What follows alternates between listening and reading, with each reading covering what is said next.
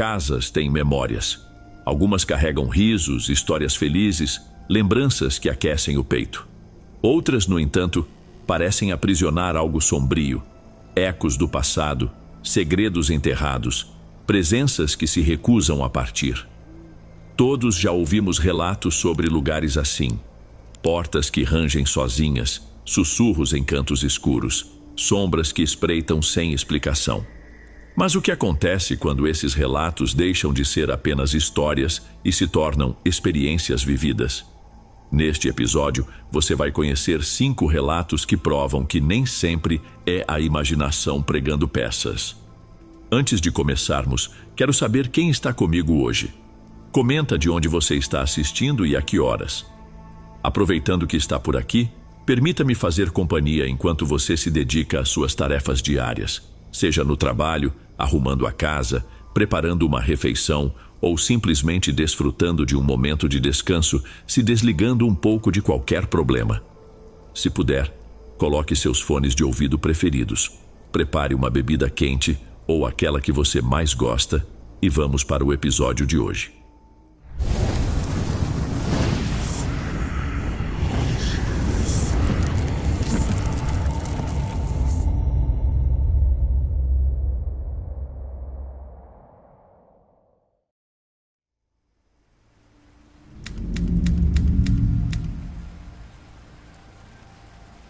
Boa noite, Dom. Desde sempre, histórias de casas mal assombradas me intrigaram, mas nunca imaginei que um dia eu teria a minha própria para contar. Eu ainda me lembro da primeira vez em que ouvi falar daquela casa abandonada. Eu estava voltando da escola, carregando minha mochila rasgada e tentando evitar passar perto do terreno onde ela ficava. Diziam que ninguém entrava ali havia muitos anos, porque a família que morava lá sumiu de repente, sem que nenhum vizinho percebesse. Alguns achavam que eles só tinham saído às pressas. Outros tinham certeza de que a casa escondia algum segredo terrível. O tempo passou, mas as histórias em torno daquele lugar só aumentaram. Muita gente jurava ter ouvido passos, sussurros e até uma voz rouca chamando quem se atrevesse a pisar na calçada em frente. Eu não fazia ideia se era verdade ou apenas conversa de vizinhança. Mesmo assim, todo mundo que passava por lá, meio apressado, sentia um arrepio difícil de explicar. Foi numa noite de férias escolares, por volta das 10 horas, que meu amigo Jonas e eu estávamos batendo papo em frente à minha casa. Ele contou que um grupo de conhecidos havia lançado um desafio: entrar naquela casa e trazer alguma prova de que tinha estado lá dentro. Quem conseguisse seria respeitado no bairro, principalmente se chegasse até uma sacada principal que ficava do lado direito do andar de cima. Você não acha isso doentio? Perguntei, tentando disfarçar meu medo. Mas o Jonas estava animado. Ele sempre foi competitivo e adorava testar os próprios limites. Para ele, aquilo era só mais uma maneira de mostrar coragem para todo mundo. Confia em mim, ele respondeu, soltando uma risadinha meio nervosa. Vou entrar, dar uma olhada e sair rapidinho. Quem sabe até encontro algo de valor que deixaram por lá. No dia seguinte, já tarde da noite, eu e mais 2 amigos seguimos com ele até o portão enferrujado. O mato alto chegava quase na altura da cintura e as janelas do térreo estavam bloqueadas por tábuas pregadas.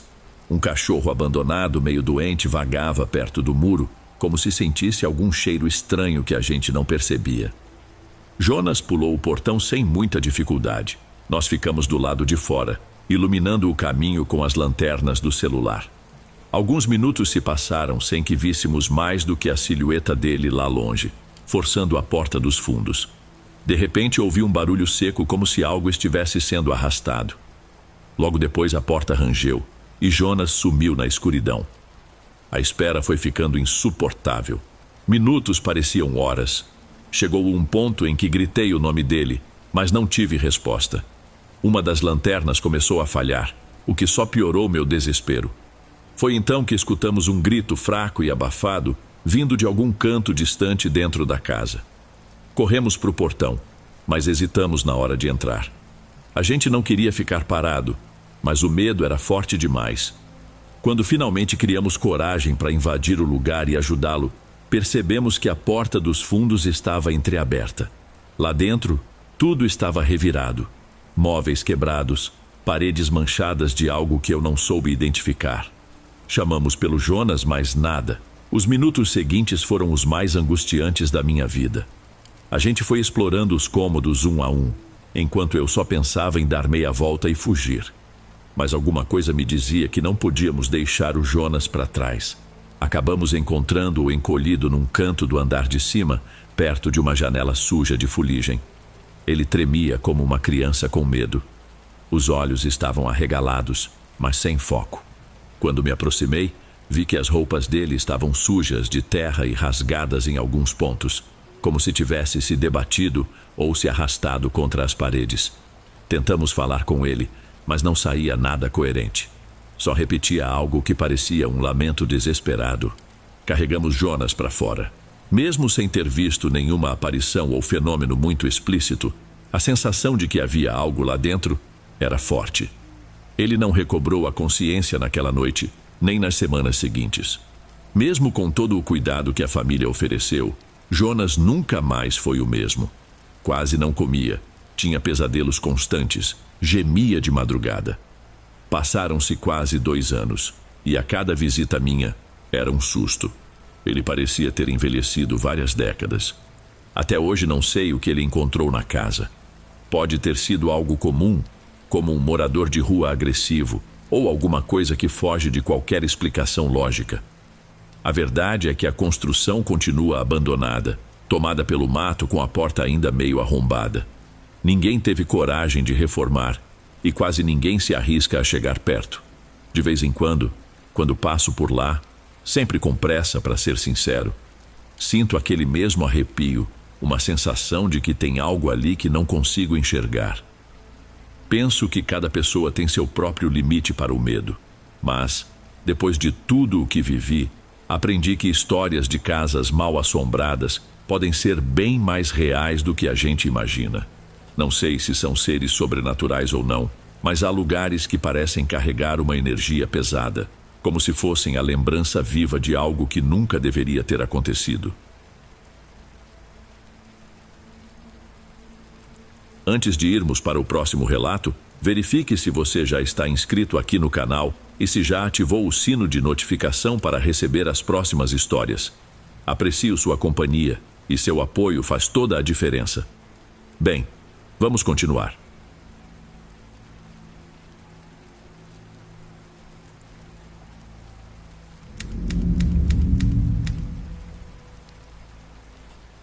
Boa noite, Dom.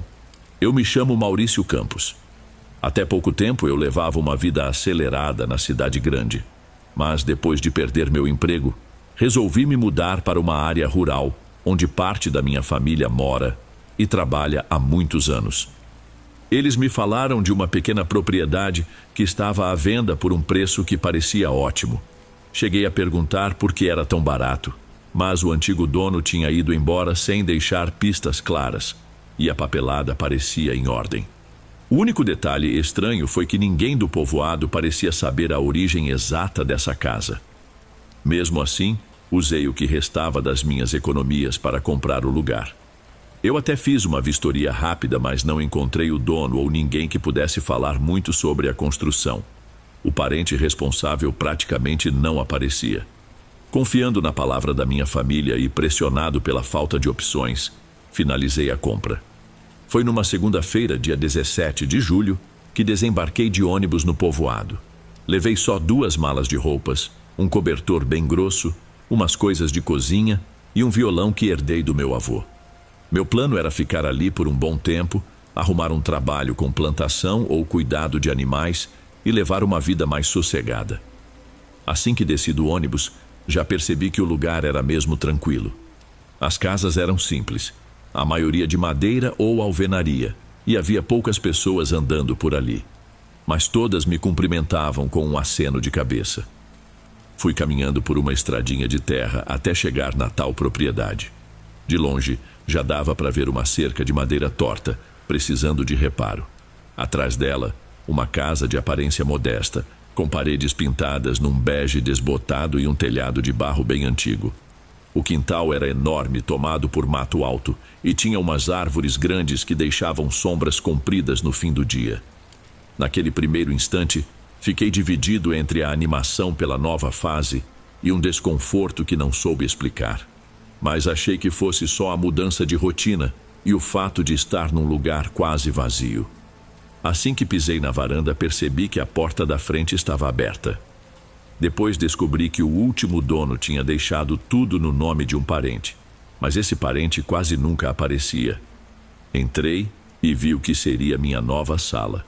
Um espaço pequeno com móveis bem antigos cobertos por lençóis. Tinha um sofá gasto, meio encardido, uma mesinha de centro de madeira e uma cristaleira velha encostada na parede. Abri as janelas para arejar, já que o cheiro de mofo e lugar fechado era forte. Mesmo cansado da viagem, não quis perder tempo.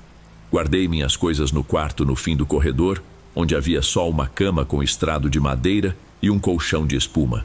Tinha também uma janela para os fundos do terreno, de onde se via um galpão que pensei em usar como oficina ou depósito. Observei tudo com atenção e pensei que precisaria de bastante trabalho para deixar aquele lugar realmente confortável. Mesmo assim, eu estava empolgado por começar uma vida nova. No fim da tarde, saí para comprar provisões num mercadinho perto da entrada do povoado. Precisava de comida básica, produtos de limpeza e talvez algo para consertar as janelas e portas. Lá, conheci a Dona Vera, uma senhora que aparentava ter seus 60 e poucos anos, mas ainda era firme e acolhedora no jeito de falar. "Boa tarde, meu filho. O que precisa hoje?" Expliquei que tinha acabado de me mudar para o sítio no fim da estradinha de terra e precisava de mantimentos. Ela foi pegando tudo e embalando bem devagar, sem pressa. Conversamos um pouco sobre a região. Falei que meus parentes moravam ali por perto. Ela ficou curiosa porque eu não era dali e parecia ter vindo de longe. Quando mencionei a casa que comprei, percebi que ela deixou cair um pacote de farinha no balcão. Pareceu tomar um pequeno susto, mas se recompôs rápido. Pegou o pacote e continuou. "Ah, aquele sítio, né? Faz tempo que está desocupado." Achei o jeito dela um pouco esquisito, mas não insisti. Paguei, agradeci e fui embora, prometendo voltar em breve para pegar mais coisas de que eu precisasse. No caminho, fiquei pensando na reação de Dona Vera.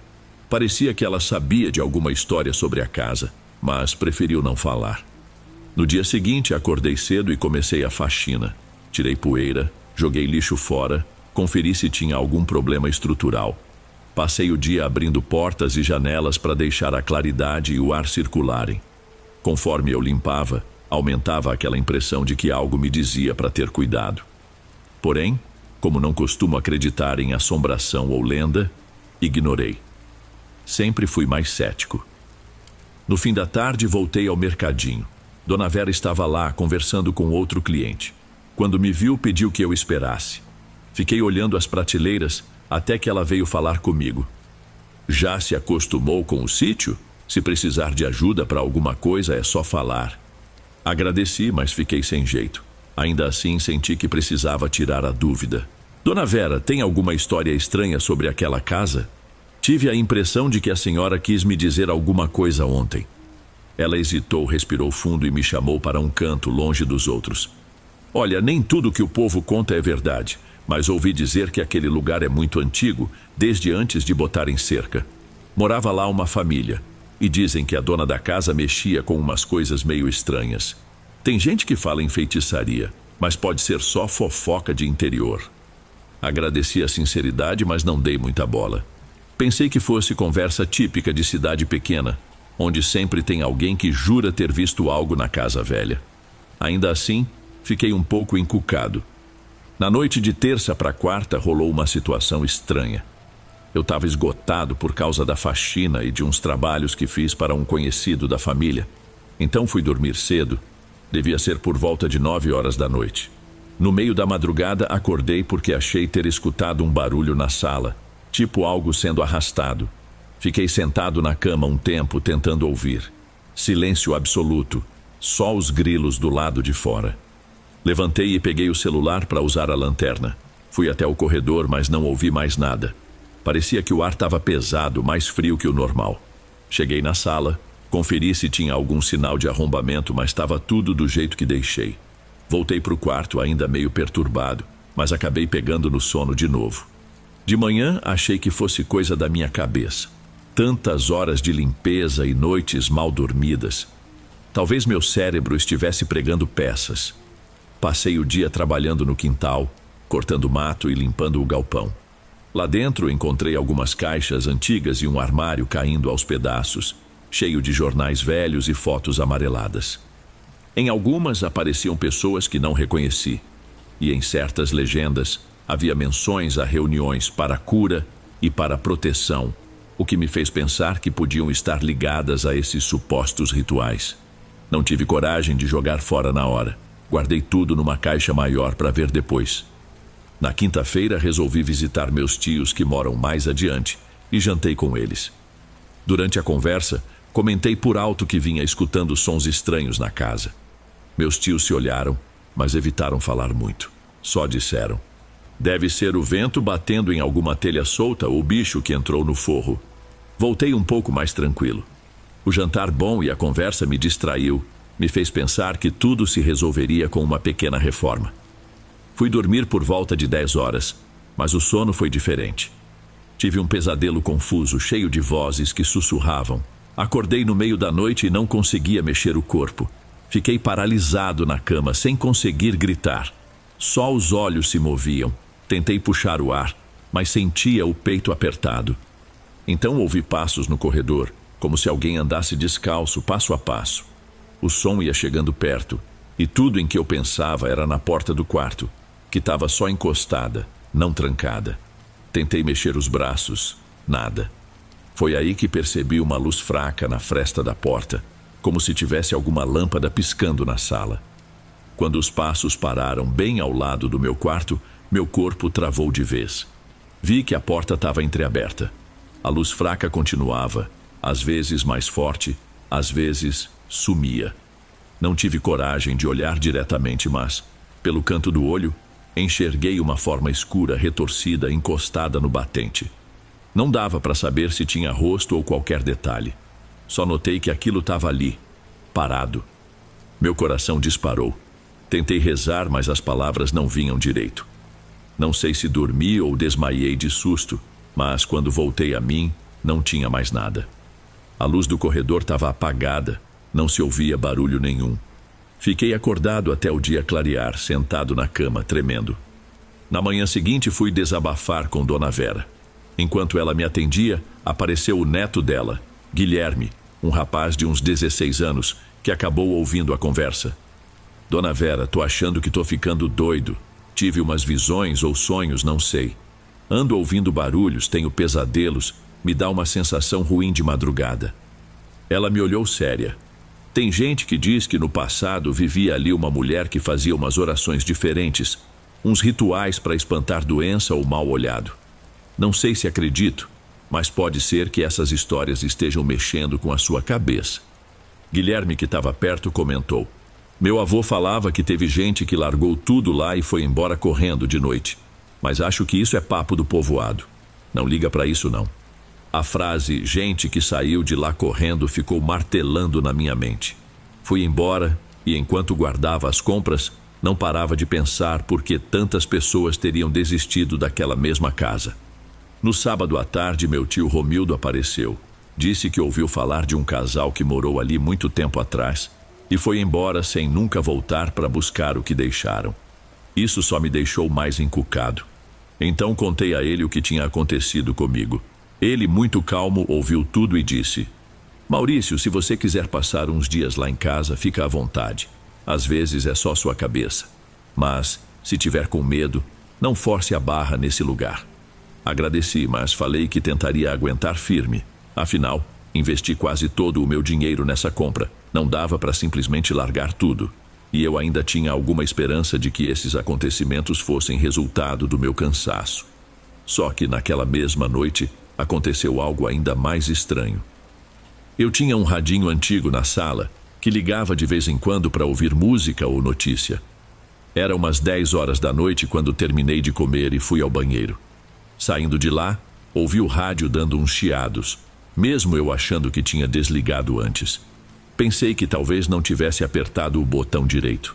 Me aproximei para desligar e, de repente, ouvi uma voz rouca, muito baixa, falando algo que não entendi. Parecia transmissão ao vivo, mas com interferência. Não reconheci a língua, nem se era voz de homem ou mulher. Alô?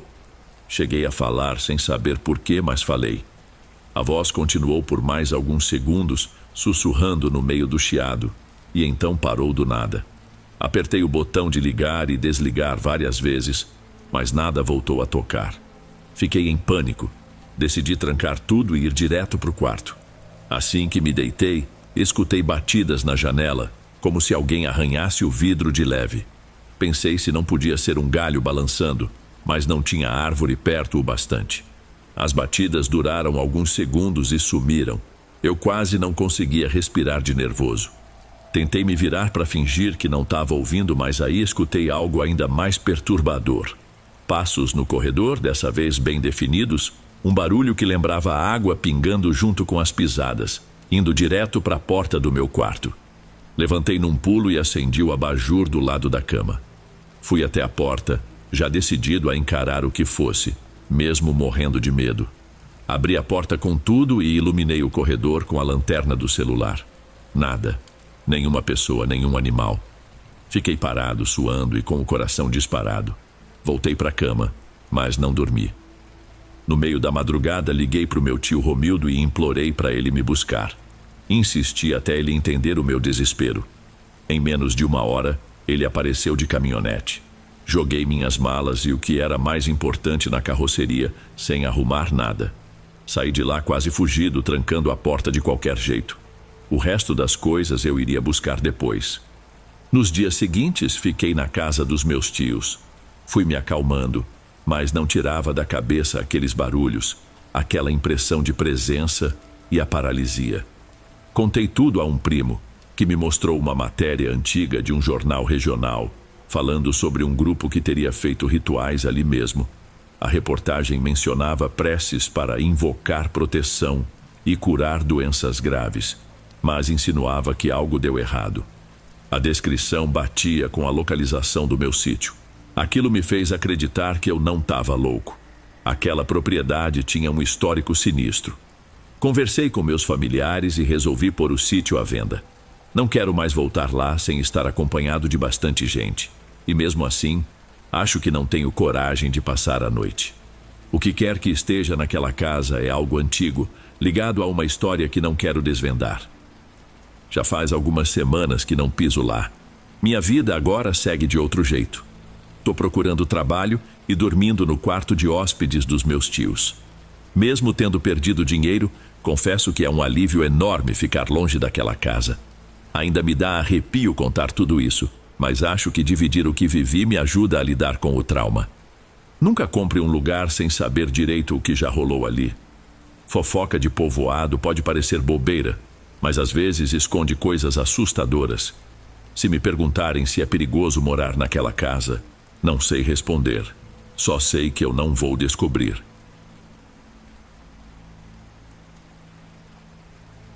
Se estiver gostando dos relatos, não se esqueça de já deixar o seu like. Ele é muito importante. Bem, vamos continuar.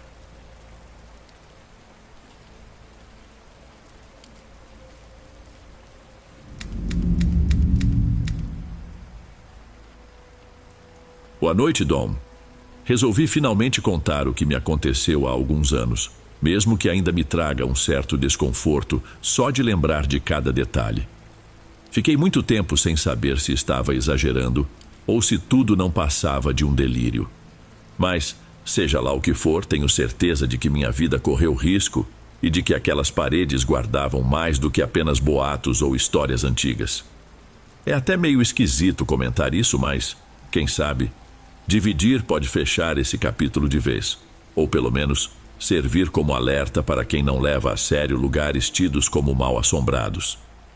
Desde pequena, eu sempre tive uma sensibilidade estranha para coisas fora do normal. Não era nada que qualquer pessoa percebesse fácil, mas eu via uns movimentos rápidos no canto do quarto. Ouvia uns barulhos que ninguém mais escutava e, às vezes, Tinha a impressão de que algo passava correndo pelos corredores. Minha família, mesmo sendo muito carinhosa, não levava isso muito a sério. Na adolescência, certa vez enxerguei uma sombra se movendo atrás de mim no espelho do banheiro. Pisquei e ela sumiu, mas aquele pavor ficou comigo. Aos poucos tentei deixar tudo de lado, acreditando que, se eu parasse de dar moral, essas coisas desapareceriam. Muito tempo depois, num feriado prolongado, fui convidada para uma excursão de um grupo de estudos, do qual eu fazia parte. Éramos mais ou menos 8 pessoas, entre gente mais antiga e alguns novatos. O plano era visitar uma casa histórica numa área rural e fazer registros da fauna local. A ideia era passar 3 noites ali, usando uns equipamentos de observação que eram de um colega nosso. A casa tinha sido alugada só para gente e ficava longe de qualquer comércio ou vizinhança. Esse isolamento me deixou ao mesmo tempo empolgada e meio cismada. Meu instinto reclamava, mas achei que fosse pura animação. Chegamos lá por volta do meio-dia de uma sexta-feira. Estava um sol forte, mas o lugar parecia quieto até demais. Era uma casa antiga, com paredes grossas, janelões e um quintal grande, cheio de algumas árvores frutíferas. Assim que chegamos, 2 dos nossos foram conversar com o caseiro, um senhor que mal falava e cuidava da propriedade para os donos, que moravam em outro lugar. Ele soltou algo tipo: "Vocês vão aproveitar o sossego. Só peço que não fiquem sozinhos à noite, principalmente nos fundos." Não dei muita corda, pensei que fosse só um alerta para evitarmos acidentes. O terreno era grande e mal iluminado. Depois disso, dividimos os quartos. Fiquei num deles com Lina e Karina.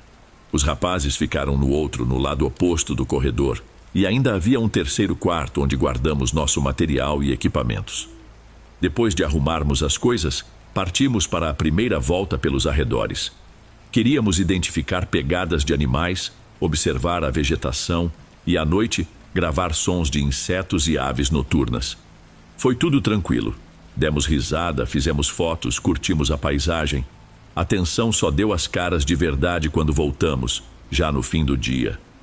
Estávamos morrendo de fome, então combinamos de preparar um jantar coletivo na cozinha. Enquanto cozinhávamos, reparei num canto meio escuro perto da porta que levava aos fundos. Uma porta de madeira pesada, toda descascada. Parecia que aquela parte escura estava mais carregada do que o normal. Ainda assim, não falei nada, achando que podia ser coisa da minha cabeça. Depois de comer, a galera decidiu fazer uma trilha rápida para começar a gravar alguns sons noturnos. Eu, que não curto muito andar no escuro, preferi ficar e poupar energia para a madrugada, quando iríamos colocar os equipamentos no quintal. Karina também ficou, pois precisava atualizar uns dados do nosso trabalho de campo. Lina e os outros foram com lanternas e mochilas.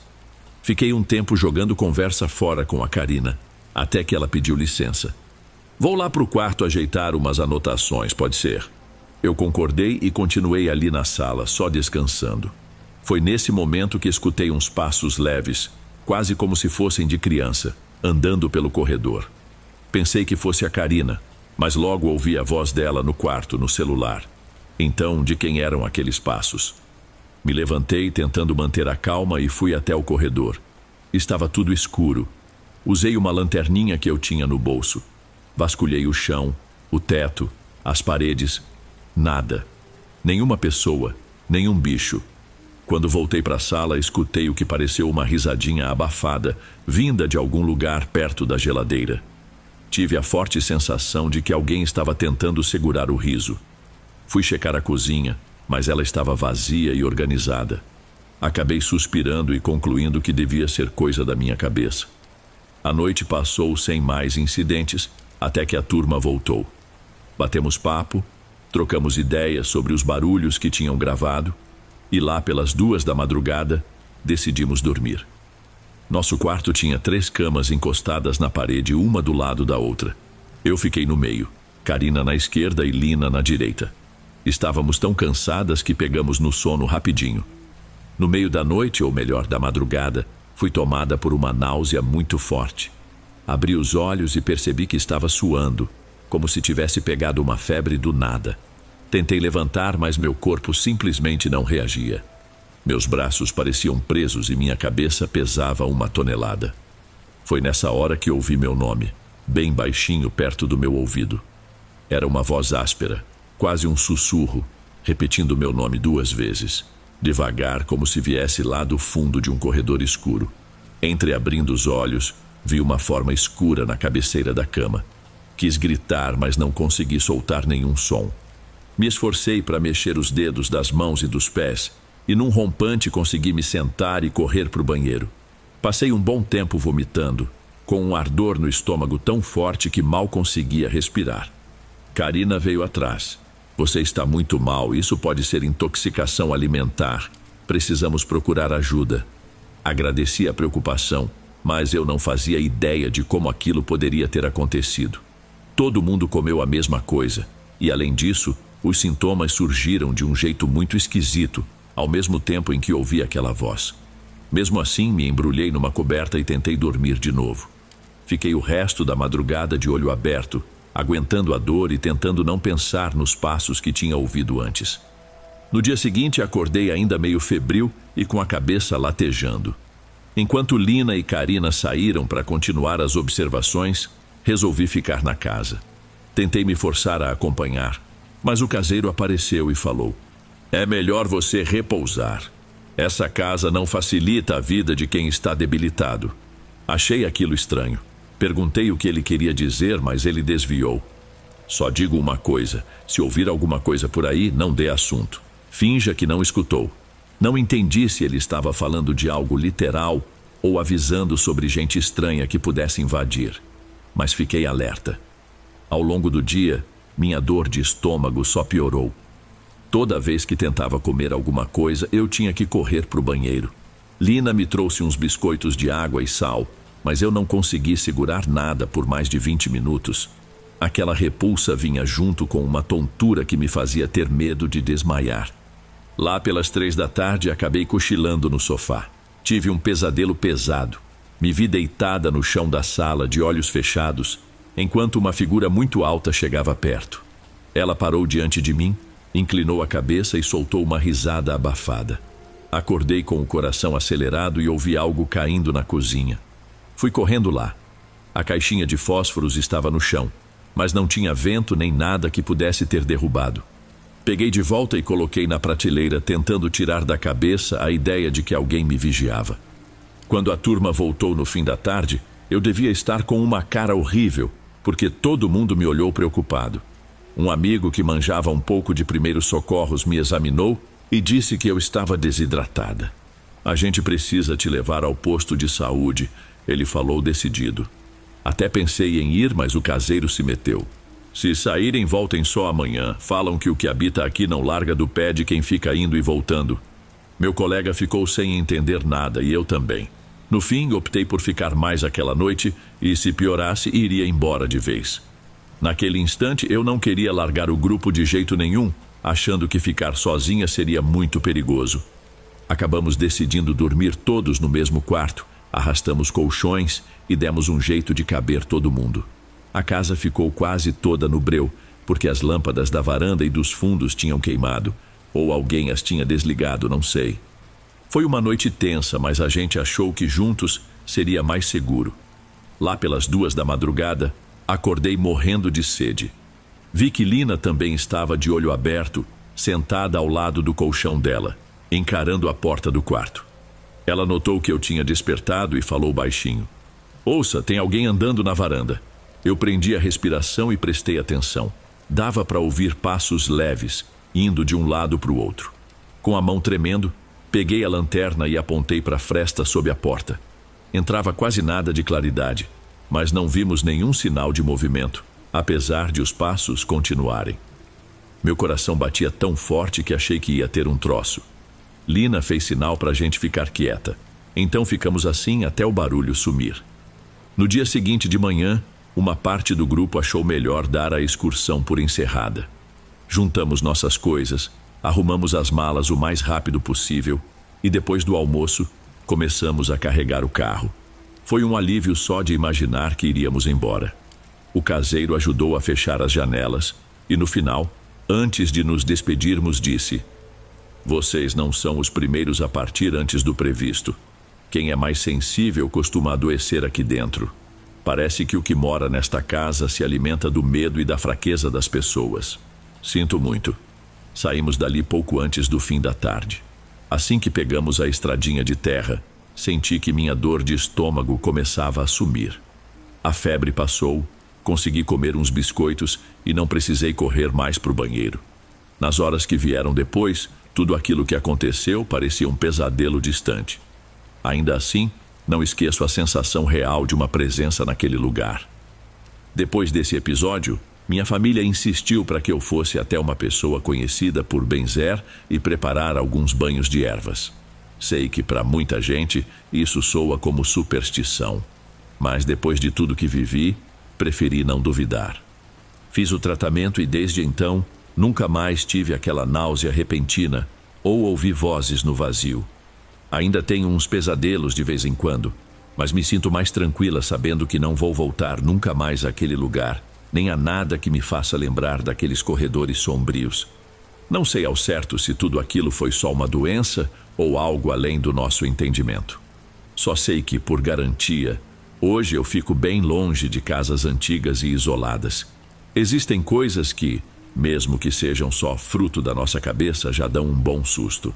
E se forem reais, aí podem ser bem mais perigosas.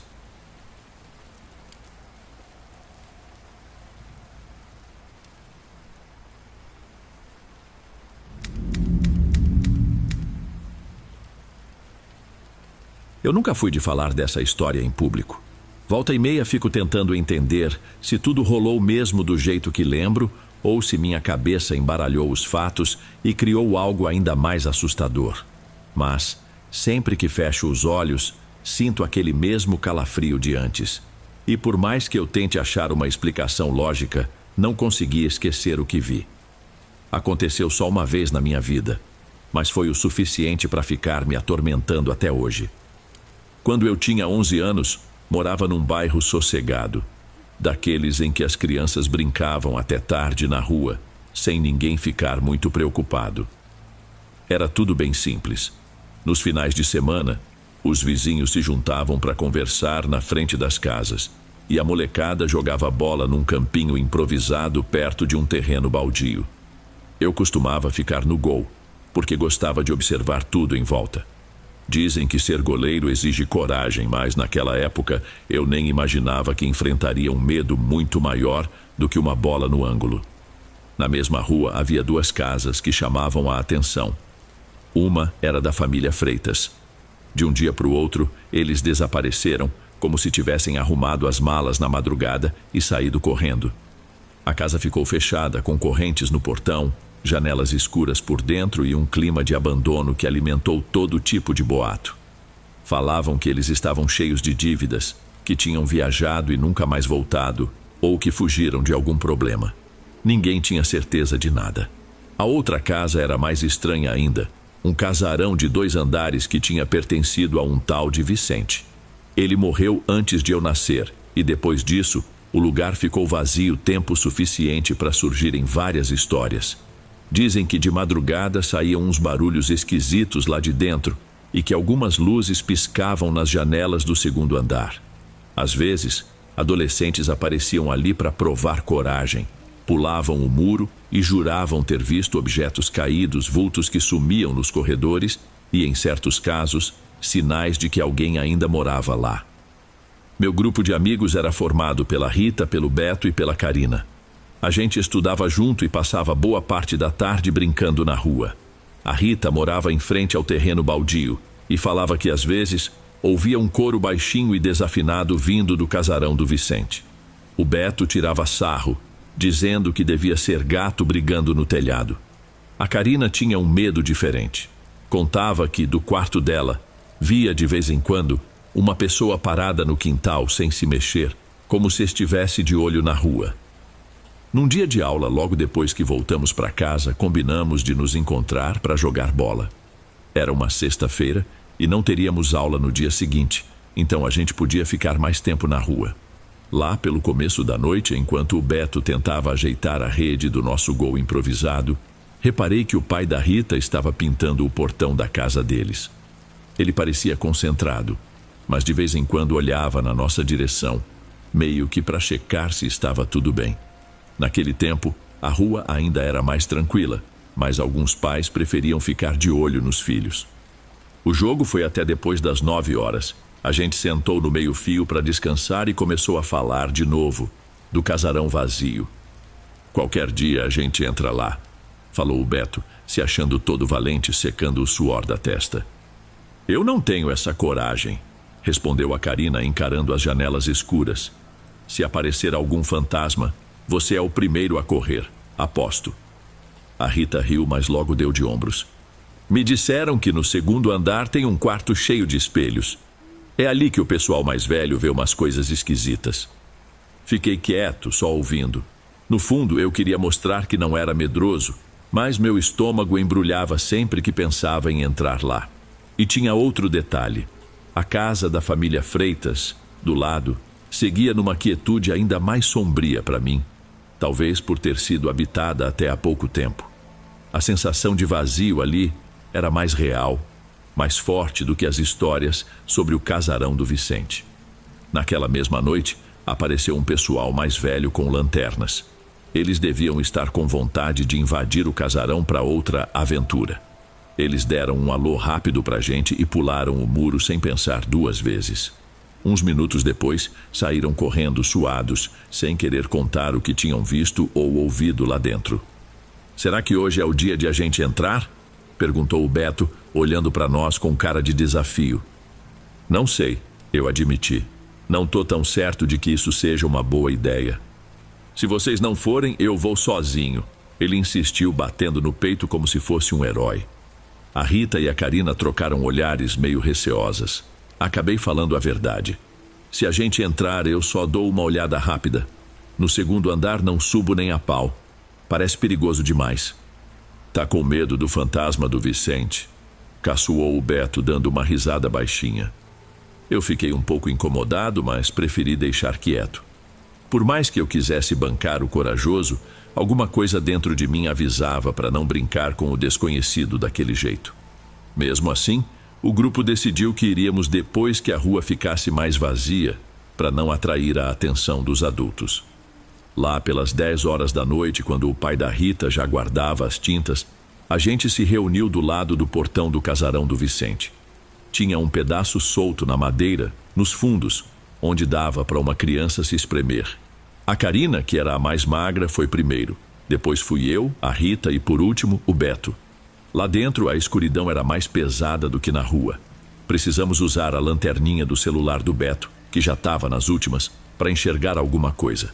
O ar tinha um cheiro de mofo com terra úmida. As paredes manchadas de infiltração pareciam um corredor, mesmo na sala principal. A gente andava devagar, falando baixo para não assustar uns aos outros. Ouvíamos uns barulhos no teto que deviam ser ratos ou morcegos. Mesmo assim, cada estalo parecia um tiro nos nossos ouvidos. Passamos por um corredor cheirando a madeira podre e, por fim, paramos em frente a uma escada bem estreita. A lanterna iluminava só até a metade dos degraus. É aqui que o pessoal diz que acontecem as coisas, sussurrou o Beto empolgado. Eu não falei nada. Minhas mãos suavam tanto que eu tinha que secar na camisa toda hora. Olhei para Rita e para Karina, tentando buscar coragem, mas dava para ver na cara delas que o receio era grande.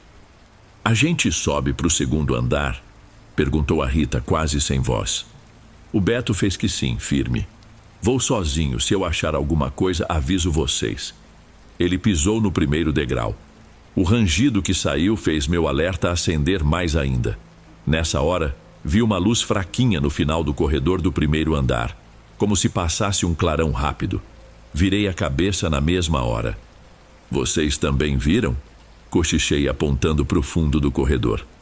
A Karina segurou o braço da Rita assustada. Vi sim, parecia um brilhozinho, mas sumiu. Enquanto o Beto subia, eu fui, meio sem pensar, naquela direção escura. Cada passo que eu dava, o cheiro de mofo ficava mais forte, como se o ar não circulasse direito. O teto ali era mais baixo, e eu precisei me abaixar um pouco. Ao chegar a uma porta semiaberta, senti um arrepio na nuca. Pensei em voltar, mas a curiosidade falou mais alto. Lá dentro tudo parecia revirado, como se alguém tivesse mexido em armários e gavetas. Pela janela quebrada, dava para ver a casa dos Freitas, ao lado. A luz fraca da lua batia em parte daquela construção abandonada, criando um cenário ainda mais esquisito. Foi então que, por um instante, achei ter visto alguma coisa se mexendo do outro lado, dentro da casa dos Freitas. Fiquei paralisado, quase sem respirar. "Tá tudo bem aí embaixo?" gritou o Beto lá de cima, a voz ecoando. Antes que eu conseguisse responder, aquela forma na casa ao lado sumiu. Tentei me convencer de que podia ser só reflexo ou minha imaginação. Mesmo assim, meu coração disparou. Voltei para o corredor onde estavam a Rita e a Karina, pensando se eu tinha visto mesmo uma sombra humana ali. "É melhor a gente ir embora", sugeri. "Não tô curtindo ficar aqui." "Também acho", a Karina concordou. "Parece que o ar tá pesado. Cadê o Beto?" De repente a gente ouviu um grito abafado vindo de cima. Corremos até a escada, mas o Beto já descia de 2 em 2 degraus, quase caindo. Ele estava branco, suando, agarrado no celular como se fosse a última salvação. "Vamos sair daqui", ele disse, a voz tremendo. Ninguém perguntou nada na hora, só corremos pelo corredor e pulamos para fora do casarão do mesmo jeito que entramos.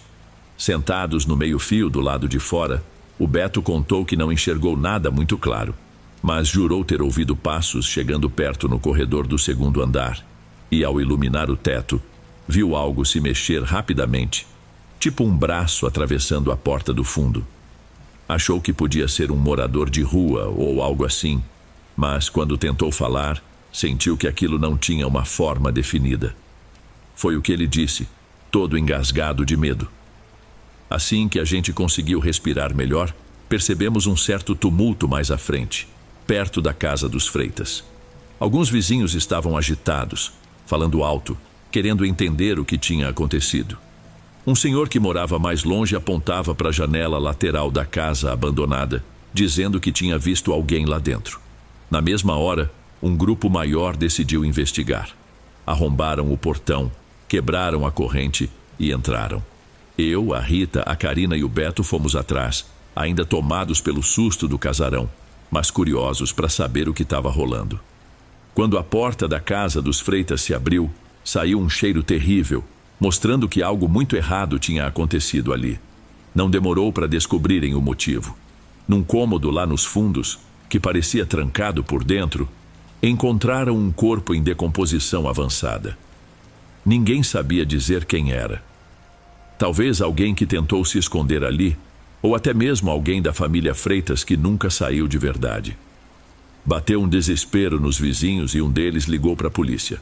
Todo mundo ficou do lado de fora, aguardando sem saber o que pensar. Olhei para as janelas da casa, lembrando do que eu tinha visto. Parecia que nada mais fazia sentido, como se cada passo dado naquela noite nos tivesse levado para o pior desenlace possível. Em pouco tempo chegaram as viaturas. Pediram para a gente voltar para as nossas casas. E só no dia seguinte começaram as fofocas sobre quem seria o falecido e como acabou ali. Muita gente voltou a comentar sobre o casarão do Vicente, mas a tragédia de verdade aconteceu onde ninguém esperava. Eu, pessoalmente, nunca mais quis explorar lugar nenhum vazio. A lembrança daquele cheiro insuportável e do medo que senti ao enxergar um vulto na janela é mais do que suficiente para mim. Às vezes me perguntam se acredito em assombração ou se acho que as pessoas só veem o que querem ver. Minha resposta é sempre a mesma. Prefiro não duvidar de nada. Tem coisas que acontecem e que mesmo quando tudo parece comum, a gente não consegue explicar. O que eu sei é que naquela noite vi algo que mudou meu jeito de encarar o desconhecido. E para mim, isso já basta para eu ficar na minha.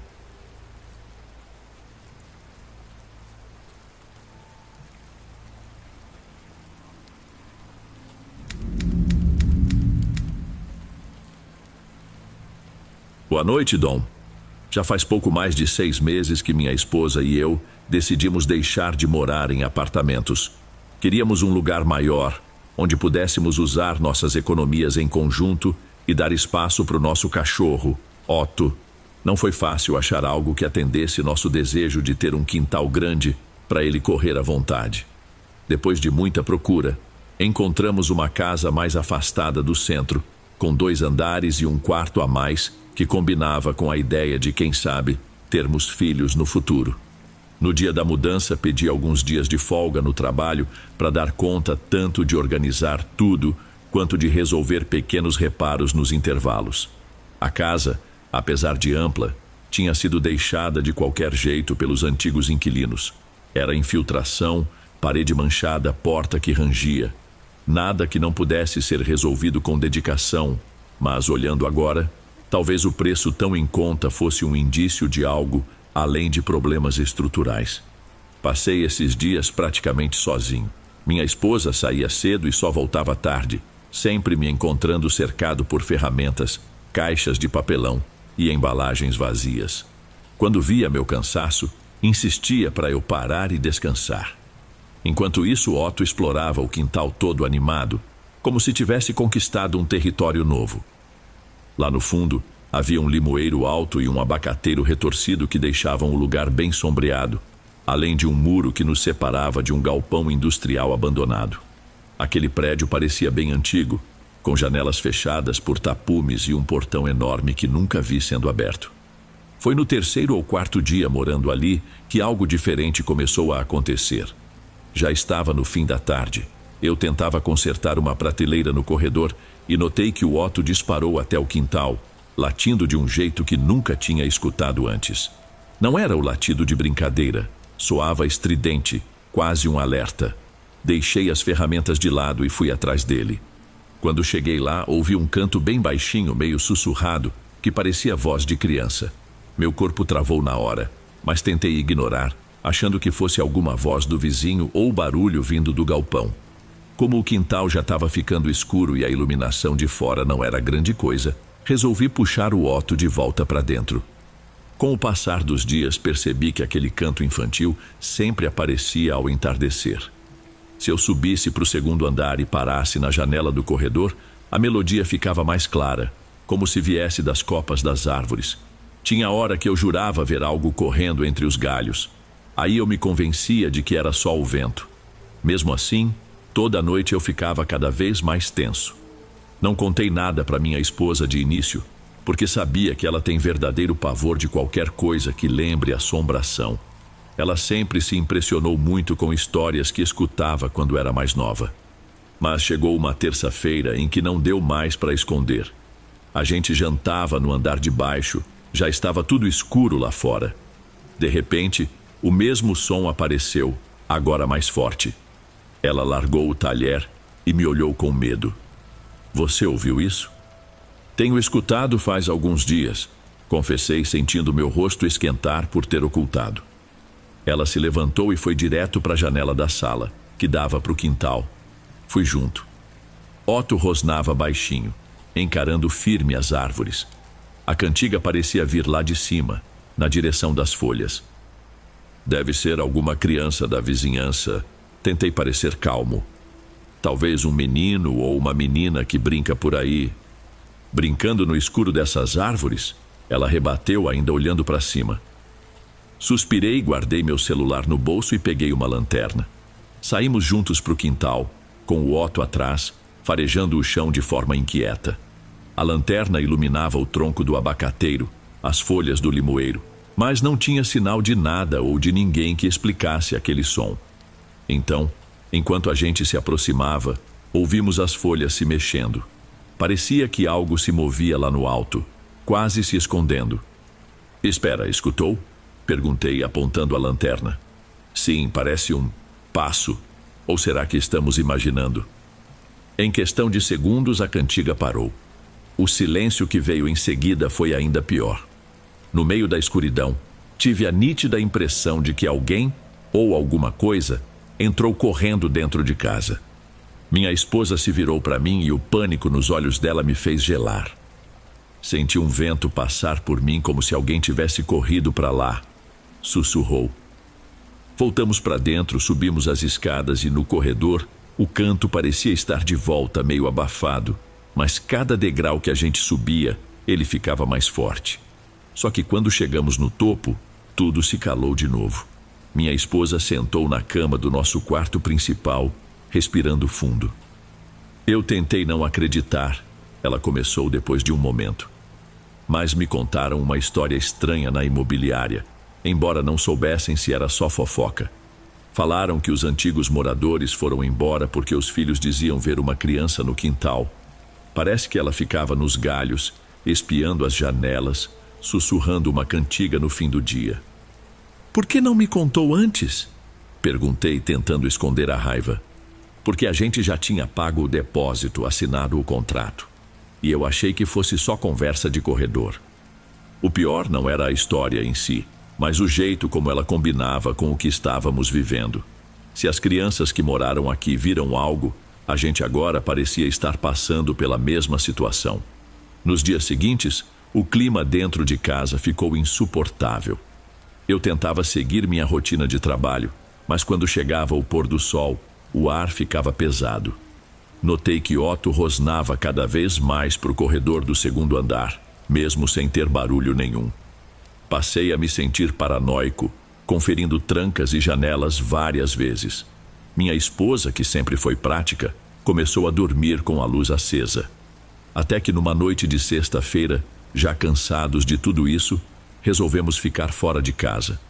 Fomos para um hotel, sem dar grandes explicações. Passamos a noite lá.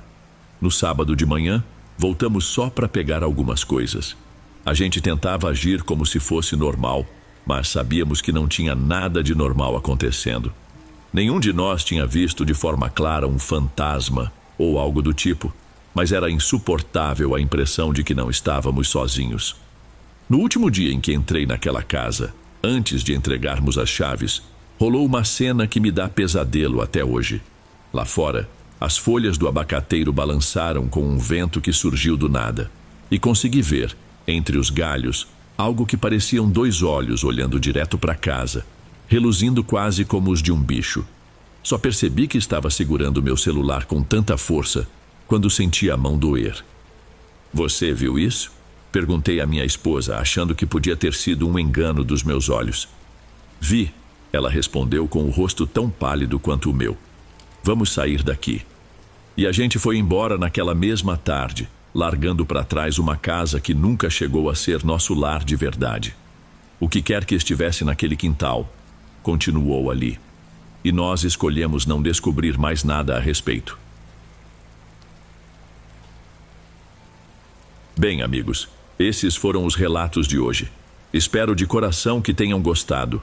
Lanço vídeos novos por aqui todos os dias e ficarei muito feliz em te ver nos próximos. Agora na tela, estou deixando outros 2 bons vídeos que certamente irão gostar. Um abraço do Dom